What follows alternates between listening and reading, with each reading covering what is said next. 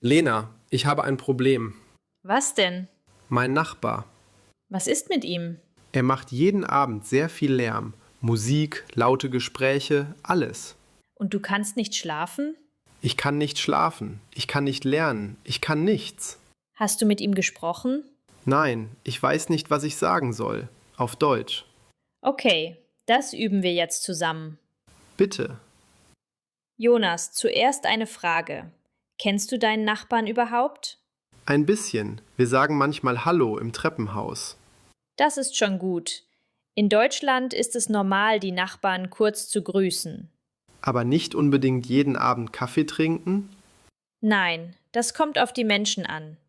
Manche Nachbarn sind offen und freundlich, manche möchten lieber ihre Ruhe. Also freundlich sein, aber nicht zu viel erwarten. Genau. Guten Morgen, ich bin Jonas. Ich wohne im 2. Stock. Perfekt. Einfach, freundlich und direkt. Und wenn ich neu einziehe? Dann kannst du dich kurz vorstellen. Ich bin neu hier. Schön, Sie kennenzulernen. Sehr gut. Und wenn ich wissen möchte, wie alles im Haus funktioniert? Gibt es etwas, das ich als neuer Nachbar wissen sollte? Das klingt höflich. Das ist es auch. Vielleicht erklärt dir jemand, wo die Mülltonnen sind oder welche Regeln im Haus wichtig sind.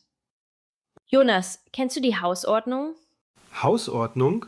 Was ist das? Das sind Regeln für das Zusammenleben im Haus. Wo finde ich die? Manchmal hängt sie im Treppenhaus, manchmal steht sie im Mietvertrag oder du bekommst sie von der Vermieterin oder Hausverwaltung. Wo finde ich die Hausordnung? Sehr gut. Und was steht da drin? Zum Beispiel Regeln zu Ruhezeiten, Müll, Treppenhaus, Fahrrädern oder gemeinschaftlichen Räumen. Und diese Ruhezeiten sind überall gleich? Nicht immer. Nachts musst du besonders Rücksicht nehmen. Oft beginnt die Nachtruhe um 22 Uhr. Und Mittagsruhe? Ich habe gehört, immer von 13 bis 15 Uhr.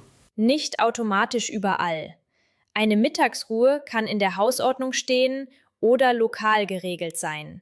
Deshalb prüfst du immer, was bei dir gilt. Wann sind die Ruhezeiten hier im Haus? Perfekt. Gibt es in diesem Haus eine Mittagsruhe? Genau. Fragen ist besser als raten. Und sonntags? Sonntags und an Feiertagen solltest du mit lauten Arbeiten besonders vorsichtig sein. Bohren oder laute Maschinen können schnell zum Problem werden. Also, Hausordnung lesen, Rücksicht nehmen, nicht einfach annehmen. Genau. Jetzt zu deinem Problem. Dein Nachbar ist abends sehr laut. Ja, und ich bin schon genervt. Das verstehe ich. Aber der erste Schritt ist meistens ruhig und freundlich sprechen.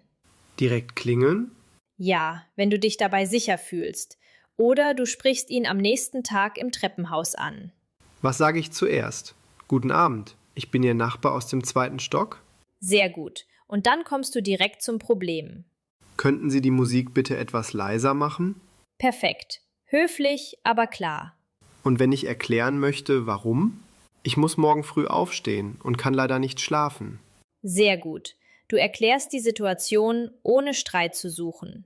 Und wenn es schon spät ist? Es ist schon nach 22 Uhr. Könnten Sie bitte Rücksicht nehmen? Genau. Sachlich bleiben. Nicht schreien. Nicht beleidigen. Und wenn er sagt, ich feiere heute Geburtstag? Dann kannst du trotzdem freundlich bleiben. Eine Feier darf nicht bedeuten, dass du die ganze Nacht nicht schlafen kannst. Und wenn ich selbst einmal eine Party mache? Dann ist es freundlich, die Nachbarn vorher zu informieren. Ich feiere am Samstag Geburtstag. Es könnte etwas lauter werden. Das verhindert vielleicht schon Ärger. Genau. Rücksicht funktioniert in beide Richtungen. Und wenn mein Nachbar nicht öffnet? Dann kannst du eine kurze Nachricht schreiben. Was schreibe ich? Lieber Nachbar, ich wäre Ihnen dankbar, wenn Sie abends etwas leiser sein könnten. Vielen Dank. Jonas, 2. Obergeschoss. Sehr gut. Kurz, höflich und mit deinem Namen. Soll ich direkt schreiben, ich rufe die Polizei? Nein, nicht im ersten Zettel. Erst ruhig versuchen, das Problem zu lösen. Und wenn es weitergeht? Dann wird Dokumentation wichtig. Dokumentation? Was bedeutet das? Du schreibst auf, wann der Lärm passiert, wie lange er dauert und was du hörst. Also zum Beispiel Dienstag 23 Uhr, laute Musik bis Mitternacht. Genau, das nennt man Lärmprotokoll. Ich führe ein Lärmprotokoll. Sehr gut. Wenn das Problem öfter passiert, hilft dir das später bei einem Gespräch mit der Vermieterin oder Hausverwaltung. Und wann informiere ich den Vermieter?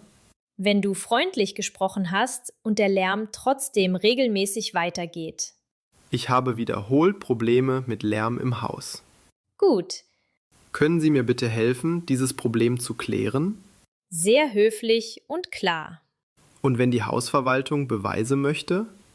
Ich habe die Zeiten und die Art des Lärms notiert. Genau, dann hast du nicht nur gesagt, es ist laut, du kannst konkret zeigen, wann und wie oft es passiert. Das klingt sehr deutsch. Es ist sehr deutsch, aber auch sehr hilfreich. Und wenn es nachts wieder sehr laut ist? Dann kommt es auf die Situation an. Was bedeutet das? Wenn es ein wiederkehrendes Problem ist, kannst du dich bei deiner Stadt oder beim zuständigen Ordnungsamt informieren. Ich möchte eine Lärmbelästigung melden. Genau. Und die Polizei? Wenn nachts gerade akuter, sehr starker Lärm ist und du die Situation nicht selbst sicher klären kannst, kann auch die Polizei zuständig sein. Also nicht für jedes kleine Geräusch sofort anrufen. Genau. Erst unterscheiden, ist es einmal kurz laut oder ist es nachts wirklich stark und wiederholt. Seit mehreren Abenden gibt es starken Lärm in meinem Haus. Sehr gut. Damit erklärst du, dass es kein einzelner kleiner Moment ist. Aber Jonas, Nachbarn bedeuten nicht nur Probleme. Nein? Nein, es gibt auch ganz normale Alltagssituationen, zum Beispiel Pakete. Ah ja, manchmal liegt ein Zettel im Briefkasten. Paket beim Nachbarn. Haben Sie ein Paket für mich angenommen? Perfekt. Und dann sagst du natürlich Danke. Natürlich. Oder Mülltrennung. Wenn du neu im Haus bist, weißt du vielleicht nicht sofort, wo alles hinkommt. Entschuldigung, wo kommt der gelbe Sack hin? Sehr gut. Das ist keine dumme Frage. Papier, Glas, Plastik, Restmüll. Ich frage lieber vorher. Genau. Ein kurzes Gespräch kann viele Probleme vermeiden. Also sind Nachbarn manchmal auch hilfreich. Sehr oft sogar. So, Jonas, lass uns alles kurz wiederholen. Ich grüße meine Nachbarn und stelle mich vor, wenn ich neu bin. Genau. Ich prüfe die Hausordnung und frage nach den Ruhezeiten. Besonders wichtig, nicht jede Regel ist überall gleich. Bei Lärm spreche ich zuerst freundlich und ruhig mit dem Nachbarn. Wenn du dich dabei sicher fühlst. Wenn es weitergeht, schreibe ich die Zeiten auf. Das nennt man Lärmprotokoll. Dann kann ich die Vermieterin oder Hausverwaltung informieren. Und bei starkem, akuten Lärm in der Nacht klärst du, ob Ordnungsamt oder Polizei zuständig sind. Und im Alltag Pakete annehmen, Müll richtig trennen, freundlich bleiben. Du hast es. Lena, ich glaube, ich spreche heute Abend mit meinem Nachbarn. Gut. Freundlich, ruhig und direkt. Freundlich, ruhig und direkt. Und wenn du dich nicht sicher fühlst, musst du nicht allein an seiner Tür klingeln. Stimmt. Dann kann ich zuerst schreiben oder die Hausverwaltung fragen. Genau. Weißt du, vorher dachte ich, mein Nachbar ist einfach mein Problem. Und jetzt? Jetzt denke ich, vielleicht ist es zuerst nur ein Gespräch, das noch fehlt. Das ist ein guter Anfang. Und wenn das Gespräch nicht hilft? Dann kennst du deine nächsten Schritte. Sprechen, aufschreiben, Hilfe holen. Genau. Sprechen, aufschreiben, Hilfe holen. Wenn dir die Folge geholfen hat, abonniere den Kanal, lass ein Like da und schreib uns in die Kommentare, hast du gute oder schwierige Nachbarn? Bis zum nächsten Mal.